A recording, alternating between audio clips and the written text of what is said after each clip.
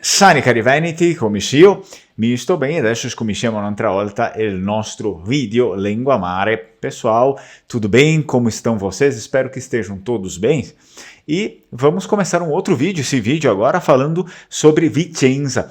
Mas a história de Vicenza é algo incrível, não que a história dos outros lugares também não sejam, né? Às vezes vocês podem pensar, o Fernando é descendente aí de vicentinos, ambas as partes, tanto pai e mãe, mas não, é que é uma história meio complexa, na verdade, e me deu muito trabalho para eu conseguir condensar isso em poucos minutos, e assim, é um resumão, um resumo do resumo, né? Não dá para falar toda a história de Vicenza. Teve muito governo, teve muita oposição para lá e para cá, e gente diferente, então a gente vai contar realmente um resumão da história de Vicenza, como fizemos com Pádua, é claro, mas a história de Vicenza é um pouco mais embolada, e é até difícil às vezes de entender assim, né? Porém, a gente tenta fazer o melhor. Antes disso, curte o vídeo, se inscreve no canal e não deixa de ativar o sininho das notificações para sempre ficar por dentro do que é postado aqui no Língua Mare, sempre, né, diariamente. Claro que, antes de tudo, eu falo para vocês aqui que eu tenho adesivos, tá? Adesivos do Vêneto. Então, quem se interessa, né, por esse tipo de material, não é só um tipo de adesivo, né? Tem outros adesivos, enfim. Esses aqui, VNT, que são adesivos vênetos, também adesivos das províncias. Claro, se você entrar em contato, eu acabo mostrando para você os adesivos que nós temos e já mencionando também, eu não posso deixar de mencionar, meu primeiro livro aí, que é uma tradução do Evangelho de São Marcos. Evangelho de São Marcos. São Marcos é o patrono do Vêneto, da Sereníssima República de Veneza, principalmente, e de todos os vênetos. Isso significa que é uma obra importantíssima para a cultura vêneta, né? Existem aqueles vênetos que são vênetos de verdade, como nós, aqueles que se interessam pelas coisas dos vênetos, em aprender língua vêneta, cultura vêneta, e existem aqueles vênetos que já foram, infelizmente, totalmente assimilados, né, pelo conceito do italianismo, que é uma coisa assim, um pouco utópica, mas enfim, as pessoas conseguem ser assimiladas facilmente a conceitos estereotipados e elas não prestam mais atenção naquilo que realmente interessa, que é a nossa cultura, e não a cultura que um Estado, né, criado ainda mais por Napoleão, queira vender para você. Então essas pessoas já estão totalmente perdidas, infelizmente. A gente conta, claro, com a ajuda de vocês que estão aí, desde o like até, enfim, o material, se vocês, algum material vocês se interessarem. Claro que a gente fica feliz quando se compra, né, quando as pessoas compram o material que é do Vêneto, porque além de ajudar o canal também, ajuda a nossa cultura a ser mais disseminada e a ficar mais forte, né, em terras brasileiras. Bem, vamos começar o vídeo. Olha só, em 568, os lombardos, a gente sabe que migraram para a Itália, conquistando várias cidades da Itália, incluindo Vicenza, que segundo Paulo Diácono foi ocupada pelo próprio Alboino e se tornou sede ducal ali do Alboino naquele momento. Durante o período lombardo, Vicenza desempenhou um papel regional de alguma importância, e de 589 a 591 teve o seu primeiro bispo, Orônzio. Após a conquista de Carlos Magno em 774, Vicenza foi incorporada assim ao reino dos francos.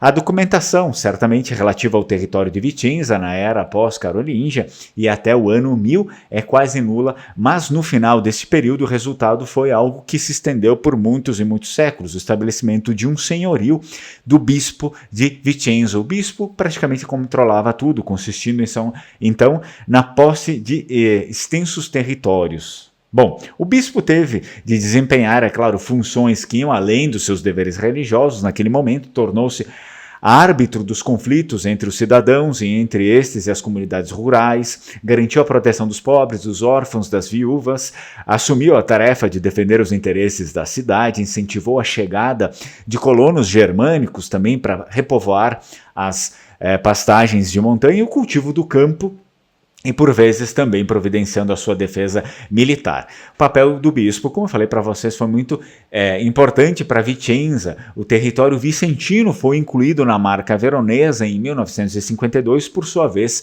dependente do Duque da Baviera e posteriormente do Duque da Caríntia. E esse continua a ser o quadro de referência da administração imperial de Vicenza. Administração, claro, voltada, gerenciada pelo Sacro Império Romano Germânico, né? Ou seja, a cidade estava oficialmente oficialmente sujeito aos poderes hierarquicamente decrescentes do imperador germânico, do marquês, duque da Caríntia e do conde local. Existia a figura do conde local também. Na realidade, o poder do bispo, embora formalmente submetido a esta hierarquia laica, gozou sempre de ampla autonomia. Vicenza, assim, recebeu diversas concessões e autorizações para construir e possuir fortificações, pois era um período de fraco poder político e motivado pelos frequentes ataques dos húngaros, principalmente, que em 899 saquearam Vicenza e destruíram a abadia dos Santos Vito Modesto e Crescência, juntamente com a Basílica dos Santos Felice e Fortunato e talvez também a Catedral. Apontam alguns documentos, é claro, a gente não tem tudo assim, né, porque é muito tempo e muito arquivo foi perdido. É possível notar que o bispo, a figura do bispo, é claro, tiveram vários bispos, não foi só um, né, pessoal? Quando eu falo o bispo de Vicenza, é como se fosse, né, o prefeito, sei lá, o doge, o papa, são vários, né, que assumiram o cargo, digamos assim. É possível, então, notar que o bispo de Vicenza, além de ser detentor de extensas posses e direito sobre a maior parte do território vicentino, era como se fosse um senhor feudal também, né? No entanto, não parece que o episcopal se tenha transformado num verdadeiro senhorio territorial, uma vez que desde o imperador Otto I, o imperador germânico, né, até o século XII, as funções oficiais foram atribuídas ao conde de Vicenza, ou seja, em Vicenza nunca houve um conde-bispo, né? O bispo não foi verdadeiramente conde, ele podia ter esses poderes porque a população atribuía a ele, enfim, né, a população respeitava o papel do bispo, e ele efetivamente tinha alguns poderes que seriam de conde, mas ele não era oficialmente um conde. Isso é importante que a gente relate, né? Então a relação privilegiada entre os bispos de Vicenza e os imperadores germânicos, que lhes retribuíam com a concessão de privilégios, continuou ao longo do século XI, mesmo durante durante o primeiro período da luta de investidura entre o papado e o império. Existiu, né, muita briga entre o papado e o império, e o imperador. Os bispos de Vicenza permaneceram ao lado do imperador, aliás, né, bem como a maioria daqueles que gravitavam em torno do patriarcado de Aquileia. Isso, certamente, aí, durante a história causou muito confronto, né, assim como uma parte do clero ali estar ao lado do imperador causou um pouco de confronto ali dentro da igreja. Todo o período foi também caracterizado pela atividade das povoações beneditinas da zona de Vicenza, tanto para o desempenho das funções pastorais que lhes foram confiadas pelos bispos, como para a recuperação de extensas áreas anteriormente pantanosas em toda a cidade. Vestígios dela permanecem em numerosas igrejas dedicadas aos Santos Vito, Modesto e Crescência, típicas desta ordem monástica.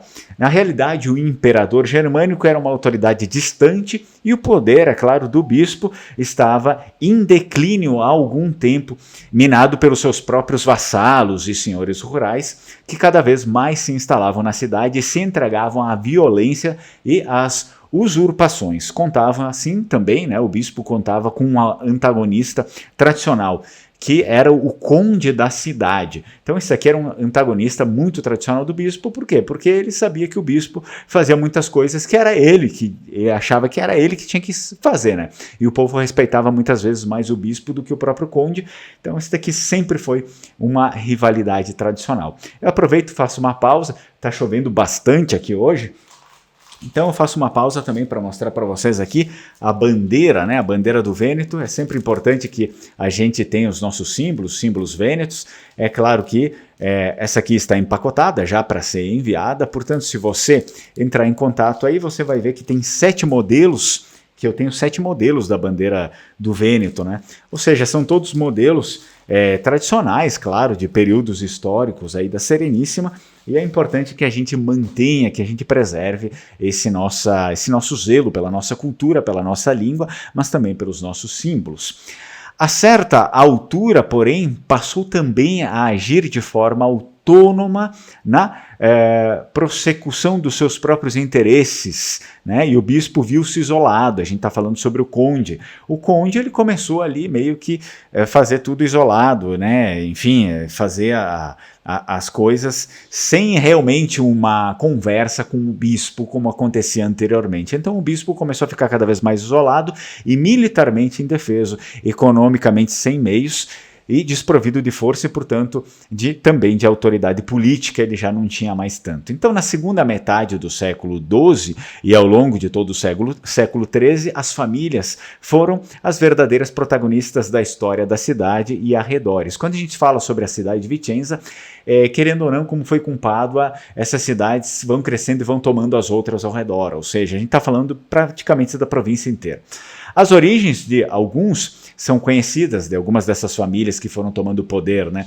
Muitas vezes acredita-se que os seus progenitores foram guerreiros que vieram para a Itália seguindo os imperadores germânicos e foram, por eles, recompensados com posses e privilégios.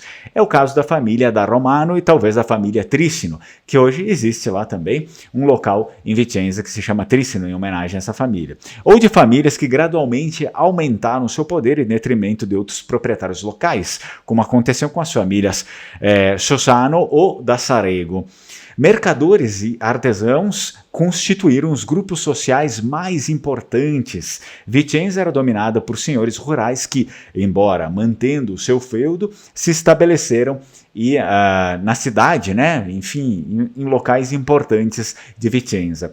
Quanto às instituições, no início, isto é, em meados do século XII, foram criados cônsules que apoiavam o bispo e que mais tarde, aumentando em número, tornaram-se colaboradores da potestade, que, enfim, né, era a pessoa que estava ali controlando a cidade.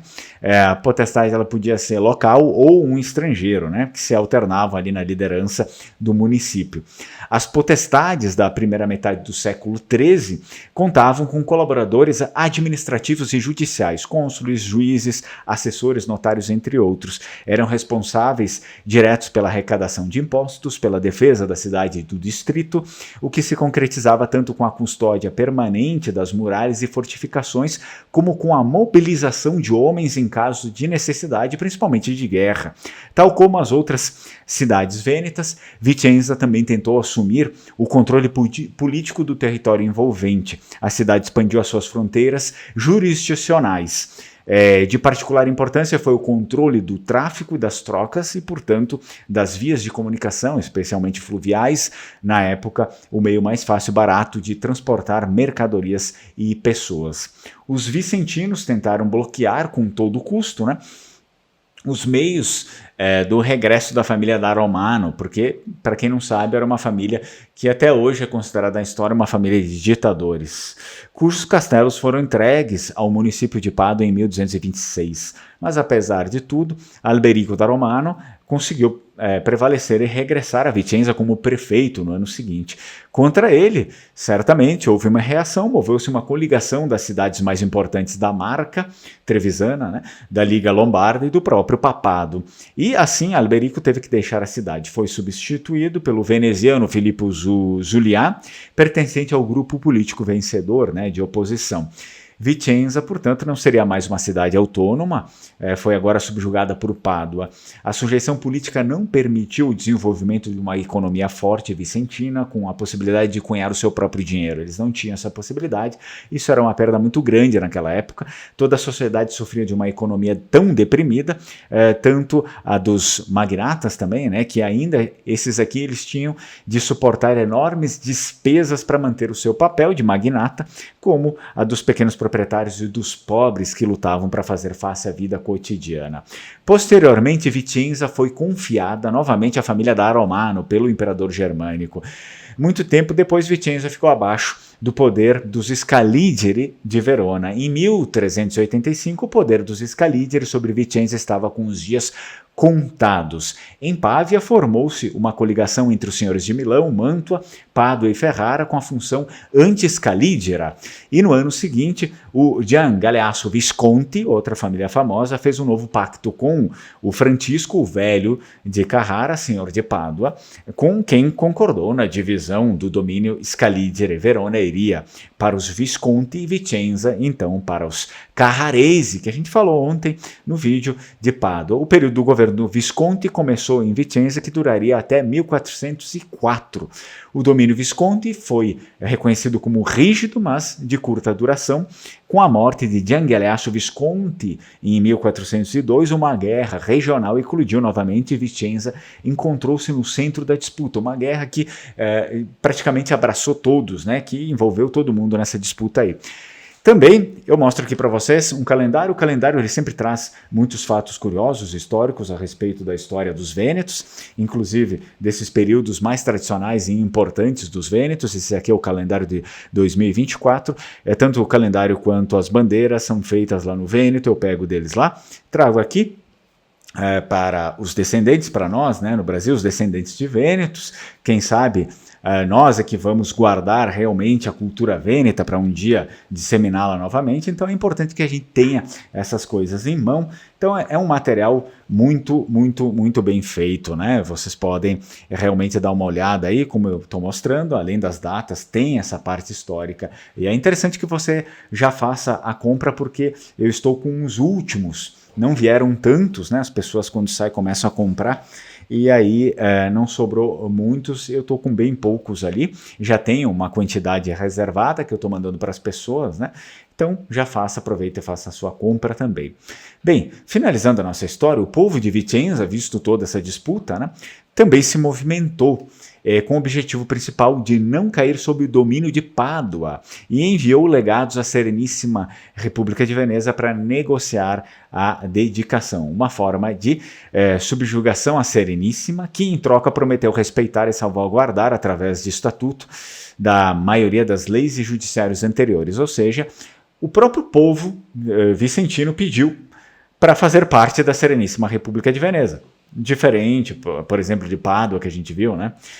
E Verona também, que foram cidades conquistadas, os vicentinos, o próprio povo disse, olha, a gente não aguenta mais ficar na mão desse pessoal aí, desses tiranos, desses ditadores, e nós queremos, enfim, nos tornarmos um protetorado da Sereníssima. A Sereníssima, em vista disso, né, prometeu que os estatutos, né, as leis, as coisas seriam respeitadas, enfim. Então Veneza, a Sereníssima República de Veneza, no seu novo papel de governante daquele território, o território de Vicenza, exigiu imediatamente que Francesco Novello levantasse o cerco de Vicenza e pusesse fim à devastação das terras. No final do conflito, Veneza viu-se subitamente projetado numa perspectiva de poder terrestre, dona de todo o Vêneto.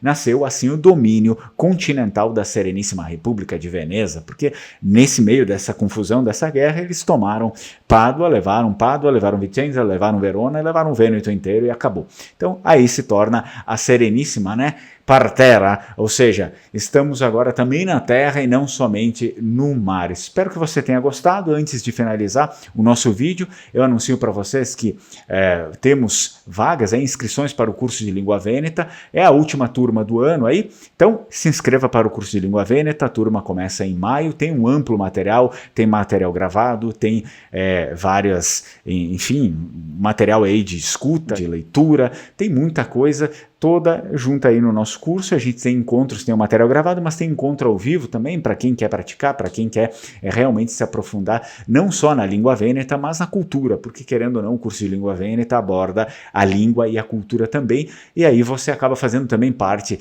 da nossa comunidade, porque são aí mais de 300 alunos, acredito que estamos chegando a 400 alunos formados, ou seja, a gente tem bastante pessoas, né, que já fizeram o curso ou que estão fazendo o curso e que estão nos nossos grupos Estamos abrindo também uma turma de conversação, que vai ser uma comunidade mais prolongada para a gente ter realmente um grupo para ficar conversando Vêneto, porque não adianta vir para o curso e depois nunca mais, né, utilizar, finaliza o curso e você não fala mais nada, vai esquecer. Qualquer língua é assim. Então, o Lenguamare tem essa iniciativa, também se preocupa com os alunos depois, né, do curso, para a gente continuar com a nossa comunidade aí fortificada e cada vez crescendo mais. Portanto, espero que você tenha gostado do vídeo e a gente se enxerga aí num próximo vídeo. Tchau, tchau, Strucon!